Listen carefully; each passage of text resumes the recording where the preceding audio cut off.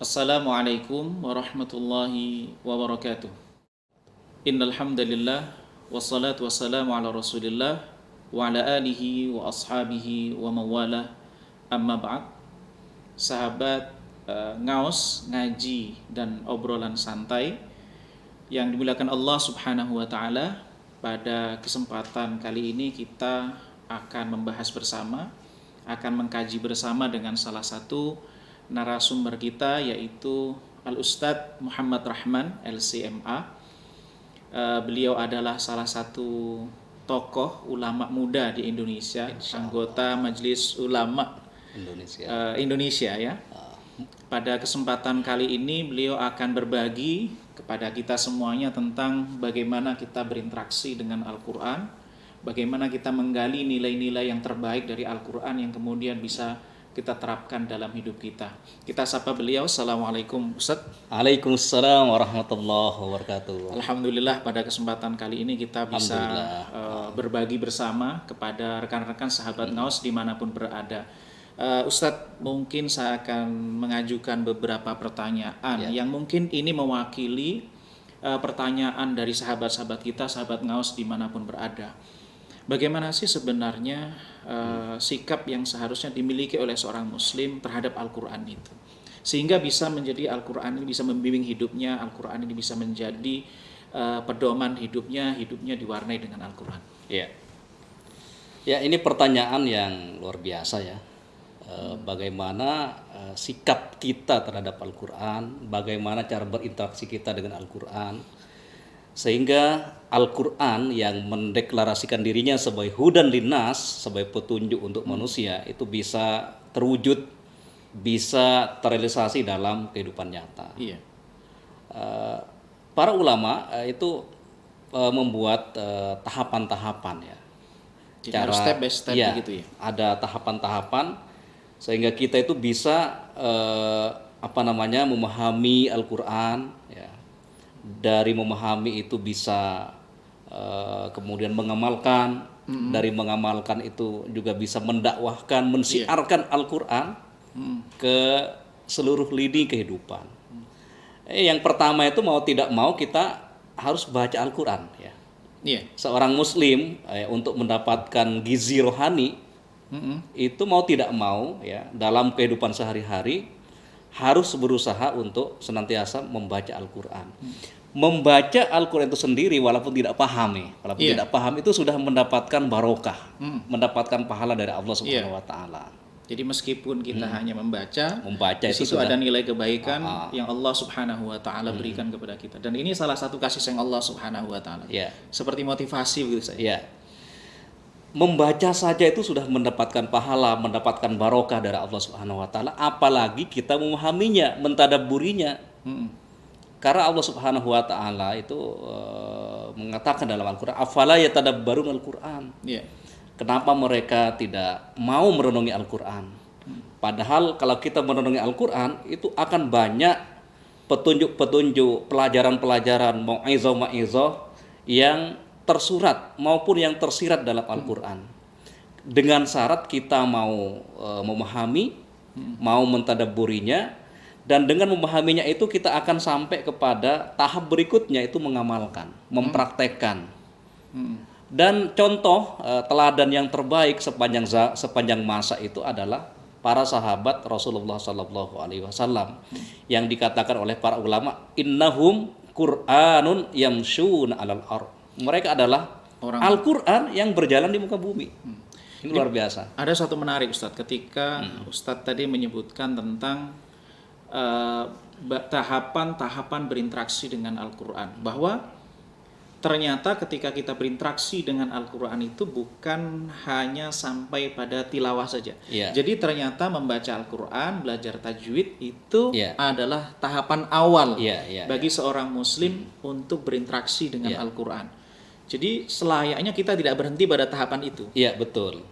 Jadi kalau kita runut tahapan-tahapan interaksi kita dengan Al-Quran, yang pertama itu membaca, kemudian menghafal itu adalah tahap pertama dari interaksi kita dengan Al-Qur'an. Iya. Tapi jangan lupa setelah kita membaca, setelah kita menghafal, ada tahapan berikutnya, yaitu dengan cara mentadabburi dan memahaminya. Dengan ditadabburi dan dipahami inilah Al-Qur'an ini akan menjadi spirit, akan menjadi sumber pengetahuan bagi kita, sumber inspirasi bagi kita. Ya. Karena Allah Subhanahu wa taala mengatakan afala yatadabbarunal Qur'an, bukan afala yaqra'unal Qur'an. Iya, iya. Iya, gitu kan. Jadi tidak hanya sebatas membaca Al-Qur'an. Ada satu ungkapan yang disampaikan oleh Abdullah bin Abbas, satu riwayat. Ini mungkin menarik, perlu kita explore. Bahwa ayat-ayat yang ada di dalam Al-Qur'an itu tidak satu tipe. Ada yang bisa difahami oleh semua manusia yang mengerti bahasa yang ada dalam Al-Qur'an. Kemudian juga yang difahami oleh para ulama, kemudian difahami oleh Nabi, dan yang kemudian dijelaskan Allah Subhanahu wa taala. Nah, ternyata kenyataan yang kita dapatkan dalam hidup ini, Ustaz, bahwa tidak semua orang itu mengerti bahasa Arab. Tetapi saat ini memang fasilitas Al-Qur'an sudah diterjemahkan. Ya, betul. Nah, bagaimana misalnya seorang muslim yang dia tidak mengerti bahasa Arab, dia tidak mengerti kaidah-kaidah yang digunakan oleh para mufassir dalam mengkaji tafsir. Nah, bagaimana dia ini bisa mentadabburinya, bagaimana dia bisa menggali makna yang ada dalam Al-Qur'an itu? Ini pertanyaan yang luar biasa ya, untuk kita carikan solusi bersama gitu. Memang Al-Qur'an itu, ayat-ayat Al-Qur'an itu tidak semuanya dipahami oleh manusia, oleh orang gitu kan. Memang ada ayat-ayat yang hanya dipahami oleh para ulama, dipahami oleh para nabi, dipahami oleh para rasul. Nah, terkait orang-orang yang tidak bisa memahami Al-Qur'an, katakanlah tidak bisa berbahasa Arab. Al-Qur'an sudah memberikan petunjuk itu. Fas'alu ahlaz zikri in kuntum la ta'lamun. Mantap juga ya berarti. Jawabannya sudah ada dalam Al-Qur'an. Itu sudah ada dalam Al-Qur'an. Bertanya, ayo ngaji kepada orang yang punya kapasitas dalam ilmu Al-Qur'an, yang punya keilmuan, punya kezuhudan, punya ketakwaan gitu kan. Ngaji kepada mereka. Ahluz zikri ini orang yang berilmu. Ya, orang yang berilmu. Artinya kita jangan pernah memberikan toleransi ya kepada diri kita untuk tidak belajar.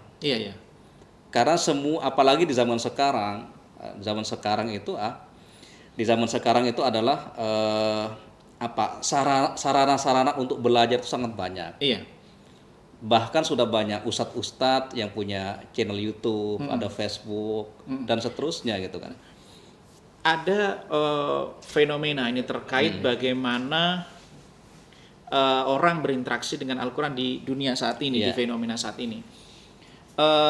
Misalnya para ulama ini ada channel YouTube, ada apalagi sekarang ada grup-grup kajian. Nah, kemudian ada sebagian orang yang anti dengan fenomena pembelajaran semacam ini. Tetapi ada juga kelompok yang lain yang memang merasa cukup dengan adanya channel-channel yang ada. Nah, bagaimana sikap moderat, sikap wasati di dalam mengkaji, dalam belajar Al-Qur'an di fenomena perkembangan teknologi ini? Ya cara proporsional ya untuk menghadapi ini, ya kita gabungkan aja, nggak usah dipisah-pisahkan. Ada kalanya kita mengkaji kitab secara langsung dengan secara offline gitu kan. Mengkaji kitab Fathul Bari misalkan, atau kitab ini ada Syarhu Sahih Muslim yang ditulis oleh Al-Imam An-Nawawi yang mensyarah Sahih Muslim. Kemudian yang namanya perkembangan zaman ini kita juga nggak bisa kita nafikan.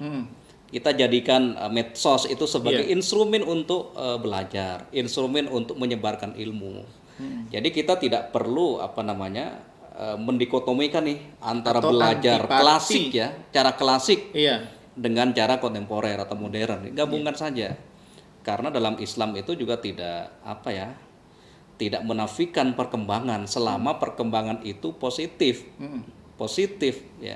Jadi ada metode-metode yang mungkin berkembang. Jadi kalau mungkin kita renungkan kembali, jadi metode yang dipakai oleh ulama pada waktu itu adalah metode yang memang sesuai dengan Iya, kultur, betul, budaya, betul. situasi, fasilitas yang mereka dapatkan. Tetapi ketika sekarang ada kemajuan Iya. zaman Mm-mm. dengan adanya fasilitas yang berbeda, tentu Iya. kita perlu juga mengembangkan diri Iya. kita dengan sarana-sarana Iya, yang betul. ada. Karena sarana di zaman ini kan sudah berkembang. Iya. Dan untuk sampai kepada tujuan-tujuan itu kita harus memanfaatkan sarana itu. Oleh karenanya dalam kaidah usul fikih, kaidah fikih itu kan Iya. sangat jelas. Heeh. Lil wasa ili hukmul Oh maqasid iya. begitu kan. Ini jadi ada satu kaidah yang sangat terkenal di kalangan ulama, yaitu bahwa lil wasail hukmul maqasid, bahwa maqasid. sarana itu mengikuti hukum tujuan. Jadi sahabat ngaos sekalian dimanapun berada, ini satu kaidah yang bisa menjadi sarana kita di dalam melihat fenomena baru yang ada di hadapan kita. Ketika kita melihat ada orang belajar tafsir melalui YouTube, ketika ada orang belajar tafsir melalui rekaman-rekaman yang ada, melalui grup-grup yang ada, maka ini kaidah ini bisa menjadi panduan acuan Betul, kita. betul. Nah, Ustadz, ini ada satu fenomena atau ya mungkin satu krisis ya yang ada di tengah masyarakat kita kalau kemudian kita hubungkan dengan tujuan Al-Quran itu. Saya teringat bahwa ketika Al-Quran ini hadir sebagai petunjuk, ini saya coba terfikir di pikiran, di kepala saya bahwa kalau kita ini beli gadget baru nih Ustaz.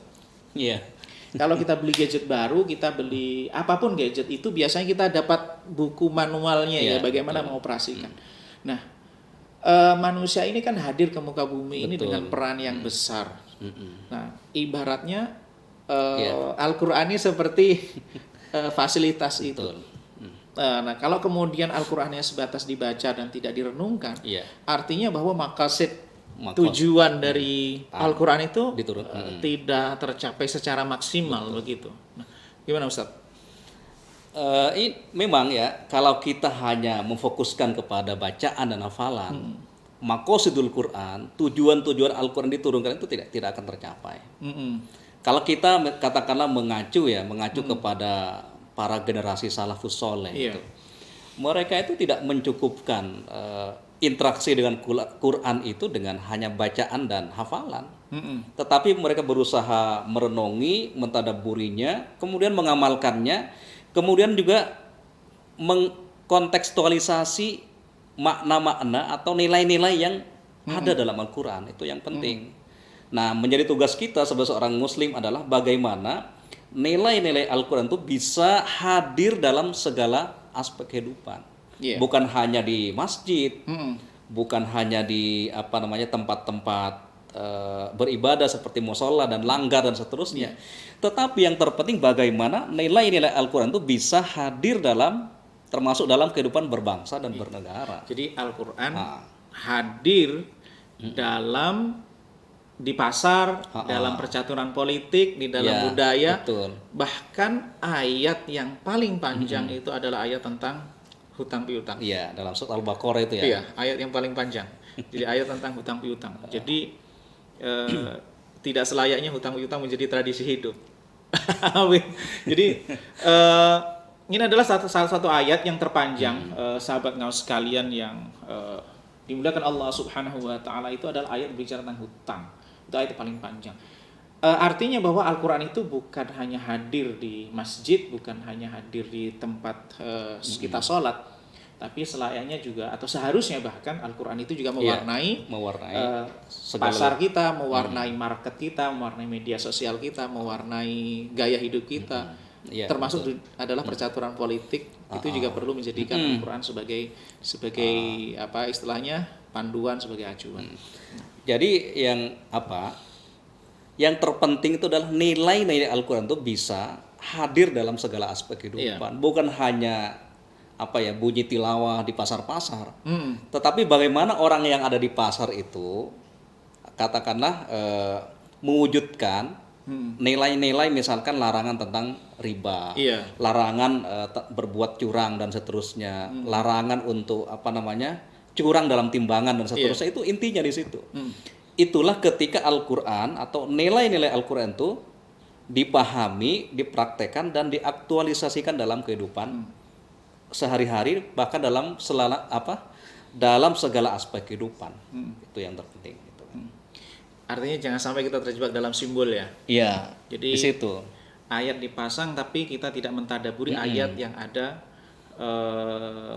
yang dipasang di masjid, kemudian dipasang di sarana-sarana yang kemudian kita hiasan Ya, di betul. rumah kita. Jadi bukan hanya sekedar dipasang, tetapi perlu kita juga menghadirkan makna yang ada di dalam ayat itu.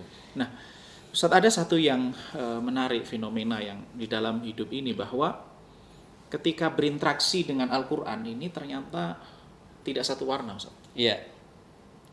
Mereka yang ketika berinteraksi dengan Al-Quran itu ada orang yang menjadi orang yang baik, orang yang istilahnya dia menjadi orang yang moderat, orang yang bisa berinteraksi dengan dunia ini secara positif, produktif. Namun ada juga orang yang menampilkan secara zahir adalah berinteraksi dengan Al-Quran, atau dia menggunakan dalil-dalil Al-Quran, tetapi kok kemudian makna-makna Al-Quran itu kemudian tidak ada hadir di dalam dirinya. Kesalahannya itu di mana, Ustaz? Ya. Berinteraksi dengan Al-Quran itu membutuhkan instrumentasi, membutuhkan adawat ma'rifiyah. Adawat ma'rifiyah. Adawat ma'rifiyah. Apa itu istilahnya? Bahasa Indonesia. Alat-alat atau sarana-sarana yang bisa digunakan untuk memahami Al-Quran itu. Karena Al-Quran itu kan ada yang bisa dipahami oleh kebanyakan orang, ada seperti itu. Tapi ada kategori-kategori ayat Al-Quran yang itu tidak bisa dipahami kecuali dengan pendekatan keilmuan. Iya. Jadi Ustadz, kita menemukan fenomena bahwa di masyarakat kita itu ada orang beragam ketika berinteraksi dengan Al-Quran itu. Mereka sama-sama berinteraksi dengan Al-Quran, tetapi hasilnya kok berbeda, nah begitu. Nah, ada yang memang ketika dia berinteraksi dengan Al-Quran menjadi sosok yang produktif, sosok yang bisa berkembang mengikuti zaman, menjadi muslim yang memang seperti yang diharapkan. Tetapi kalau kemudian ada juga yang menjadikan Al-Quran, ayat Al-Quran itu sebagai pembenaran. Sebagai pembenaran dia memilih pilihan hidupnya, gitu. Jadi kenapa dia melakukan itu? Karena dia, ini dalilnya, gitu. Ini gimana, Ustaz? Ustaz menanggapi masalah semacam ini? Al-Quran yang diturunkan Allah Subhanahu wa taala sebagai hudan linnas, sebagai petunjuk bagi manusia. Ketika petunjuk itu ingin direalisasikan dalam kehidupan nyata, maka itu membutuhkan keilmuan yang komprehensif. Jadi tidak cukup dengan satu ilmu. Tidak hanya cukup dengan katakanlah ilmu nahu, ilmu sorof, tetapi bisa dihubungkan dengan ilmu nasih mansuh. Kemudian dihubungkan dengan terkait dengan ilmu makosid.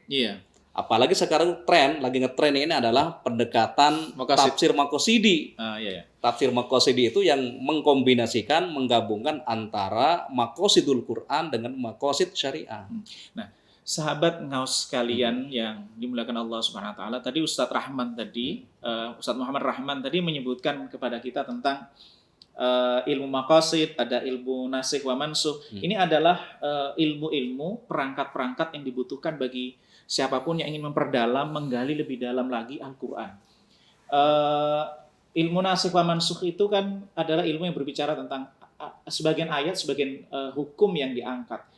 Bisa jadi yang wujudnya, bacaannya masih ada, tetapi secara hukumnya sudah secara hukumnya sudah diangkat oleh Allah Subhanahu wa taala. Ada lagi namanya ilmu maqasid. Jadi ilmu maqasid syariah. Agama itu hadir tujuannya untuk merealisasikan kebaikan-kebaikan. Nah, kebaikan-kebaikan itulah yang dimaksud oleh Ustadz Rahman tadi dengan maqasid syariah, atau kalau bahasa sederhananya adalah maslahat, kebaikan. Kalau Thahir Ibnu Asyur itu menyebutkan bahwa agama itu hadir untuk mendatangkan maslahat dan untuk menghindarkan mafsadah. Nah, itulah yang dimaksud dengan ilmu maqasid Quran ya. Yang perlu digarisbawahi juga gini, kalau terkait perbedaan tafsir dalam masalah furu'iyah, contohnya dalam masalah perkara-perkara yang memang debatable di antara para ulama, maka kita toleransi. Mau tidak mau kita hadapi dengan toleransi. Contohnya misalkan aula mastumun nisa, ini kan sering menjadi perdebatan itu kan. Apakah menyentuh wanita itu membatalkan wudhu ataukah tidak? Karena ulama sudah berbeda pendapat dari sisi tafsir tentang pengertian lamastum menyentuh itu. Karena aula mastumun nisa ini ayatnya sama, bunyinya sama, tetapi interpretasi atau penafsiran mereka yang berbeda. Karena kata-kata lamastum di sini bisa dikatakan lafadz mustarok. Oh iya. Lafadz mustarok. Satu lafadz yang maknanya lebih dari satu, lebih dari dua kadang-kadang begitu. Maka para ulama berbeda dalam memahami ayat ini, sehingga terbagi menjadi 3 kelompok itu. Dalam hal ini bagaimana sikap kita? Saya tambahkan lagi 3 kelompok itu, misalkan dalam berangkat dari ayat ini, ayat yang sama, ayat 1 ini ya. Misalkan kalau kalangan Syafi'iyah mengatakan bahwa menyentuh lawan jenis itu baik itu syahwat atau tidak ada syahwat, yaitu membatalkan wudhu.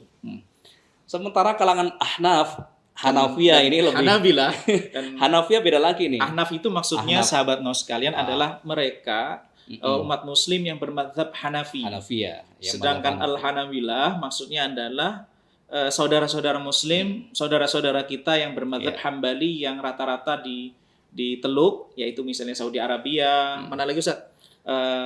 Teluk. Kalau Hanafiyah Turki itu banyak. Kalau Ahnaf itu di Turki. Begini, kalau Hanafiyah itu kan punya pendapat dalam menafsirkan ini bahwa lamastum itu dari kata lamasa yulamisu mulamasa. Kalau kita mengacu kepada ilmu shorof, di antara maknanya kan kalau dia berubah mabnanya gitu ya. Mulamasa itu kan wazannya mufa'alah. Iya. Menarik Ustadz.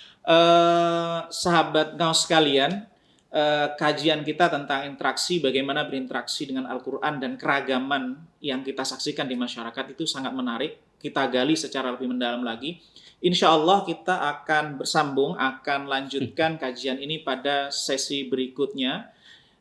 Jangan lupa sahabat Naus sekalian, kita akan bertemu kembali insya Allah pada kesempatan berikutnya bersama dengan Ustaz Rahman. Kita lanjutkan pada sesi yang kedua tentang bagaimana berinteraksi dengan Al-Quran.